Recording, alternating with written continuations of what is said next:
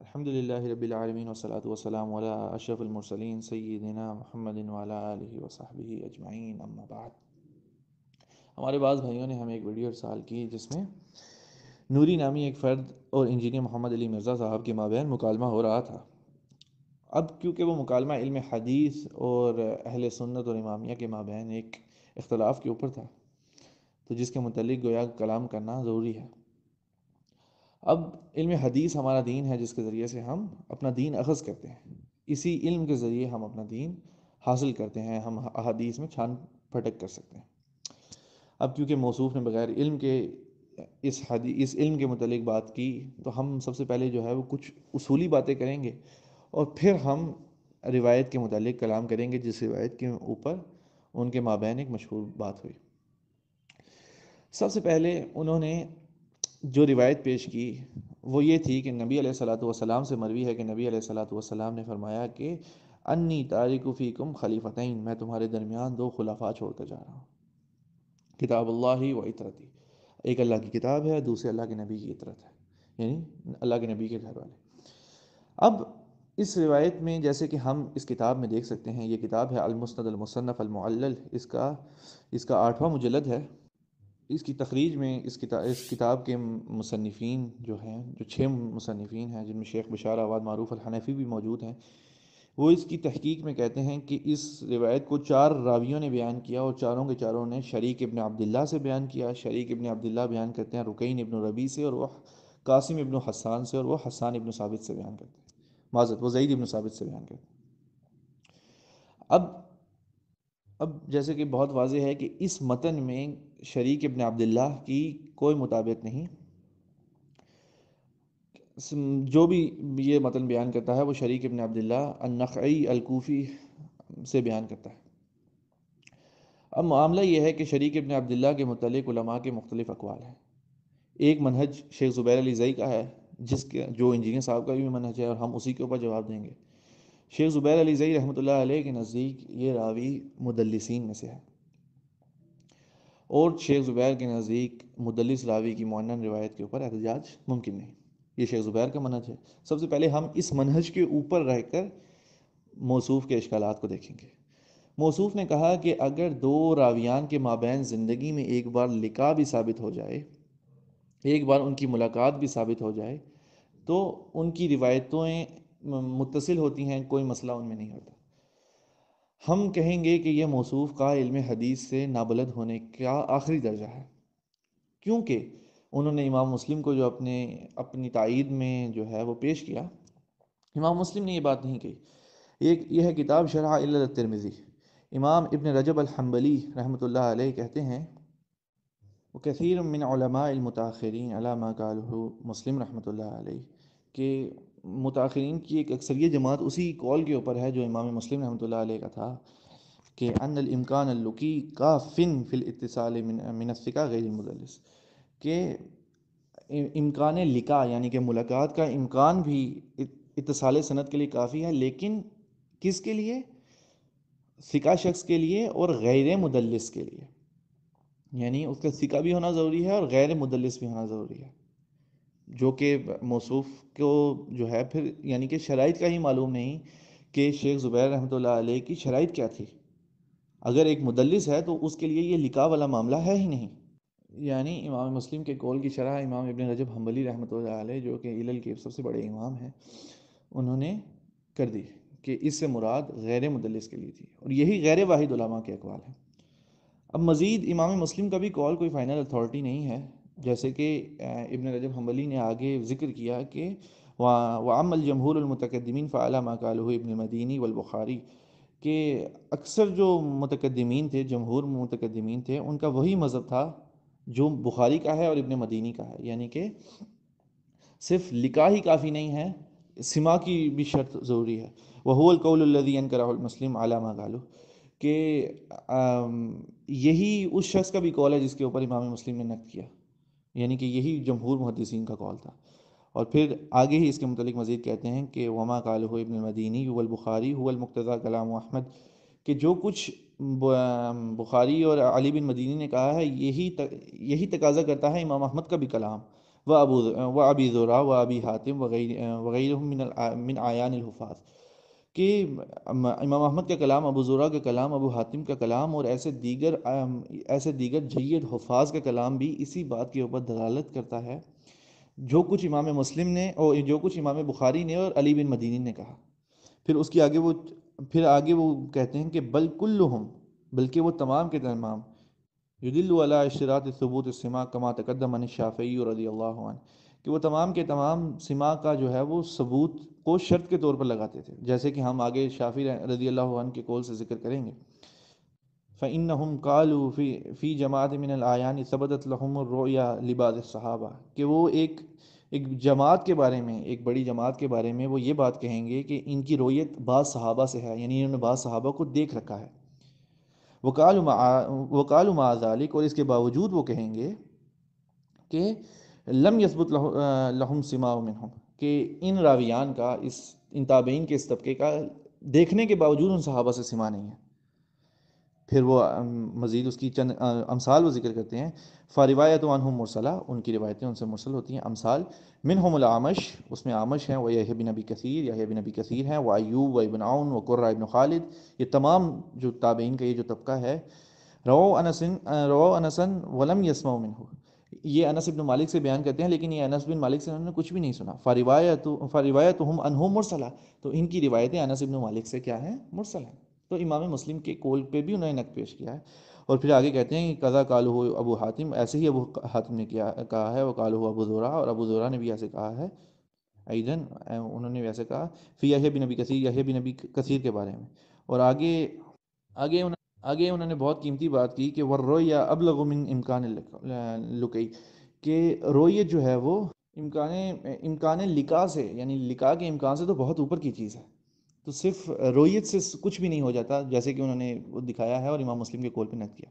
علی کل حال، ہم غیر مدلس راویان کے لیے بھی بیان کر چکے کہ انہوں نے کسی شیخ کو دیکھا ہوتا ہے لیکن اس سے ان کی روایت لازم نہیں کہ انہوں نے سن بھی رکھی ہو، یا انہوں نے اس سے کچھ مخصوص حصہ سن رکھا ہوتا ہے، ایک بڑا حصہ نہیں بھی سنا ہوتا۔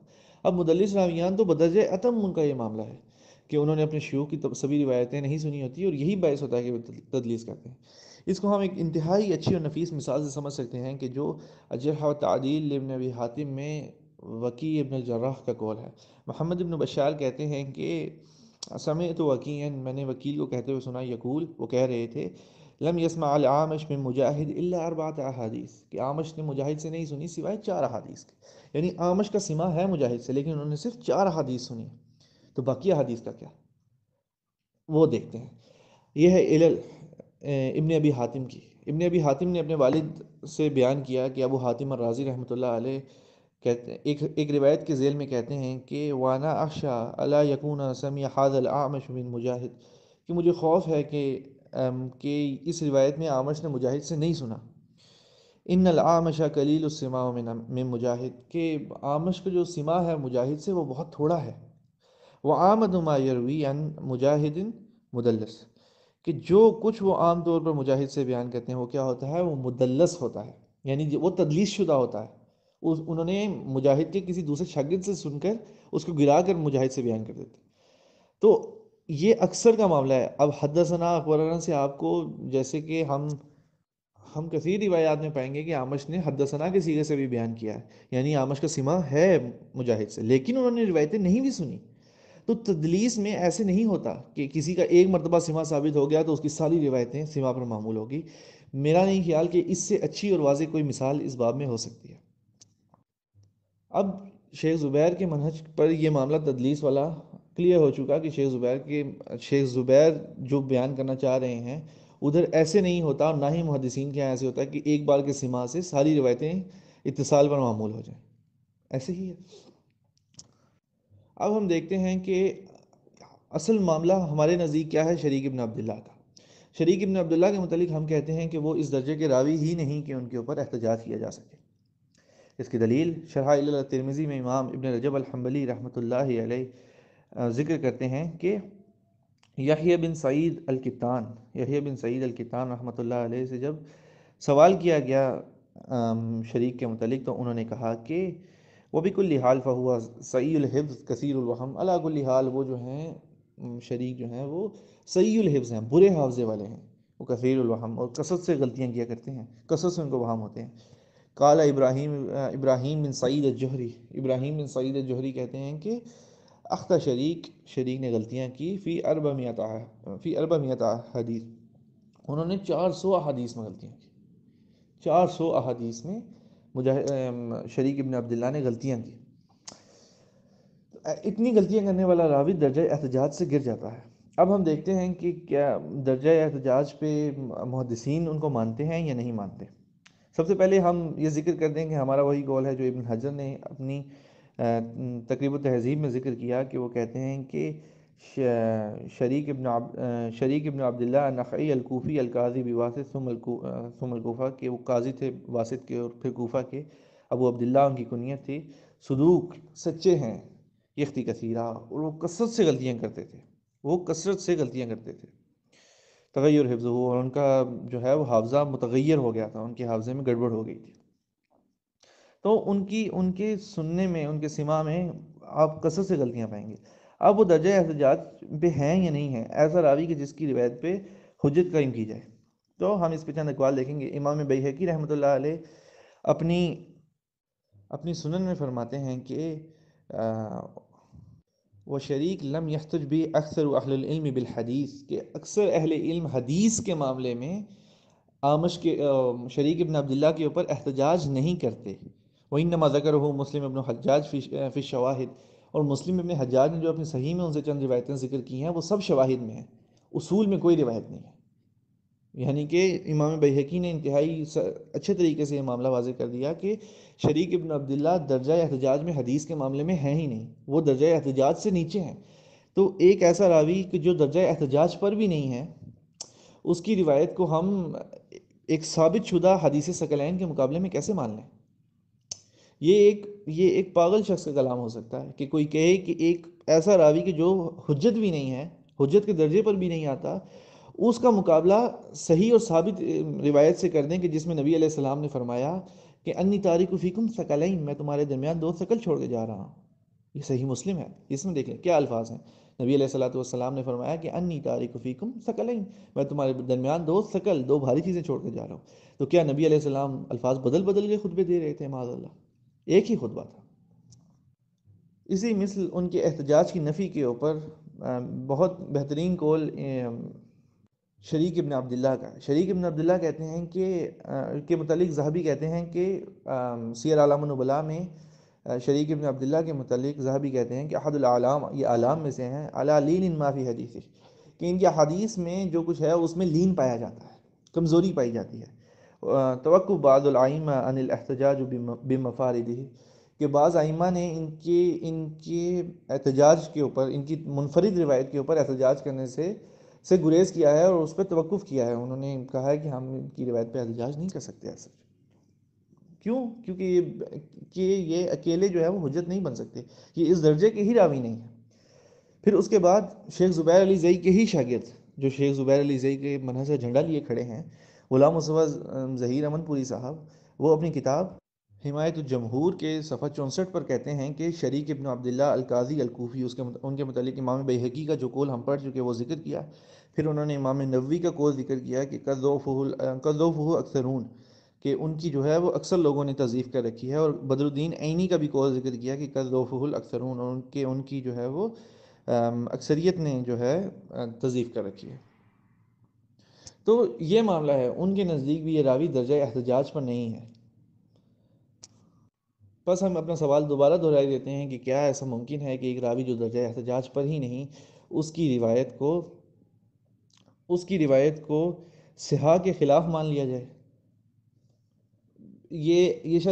کوئی شخص ایسا کلام تبھی کر سکتا ہے جب اس کے پاس نہ عقل ہو اور نہ ہی اس کو علم حدیث کی ادنیٰ معرفت ہو۔ السلام علیکم ورحمۃ اللہ وبرکاتہ۔